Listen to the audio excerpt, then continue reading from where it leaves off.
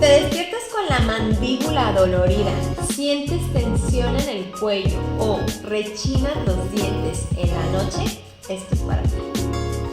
Esto podría ser bruxismo, pero lo que muchos no saben es que ese problema no empieza en los dientes, empieza en la mente y en el cuerpo emocional. El bruxismo es una forma en la que el cuerpo expresa lo que tú callas.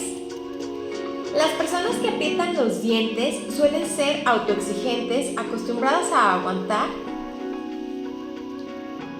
tienden a tener emociones contenidas tanto como el enojo, el miedo y la frustración, o que sienten que deben tener todo bajo control.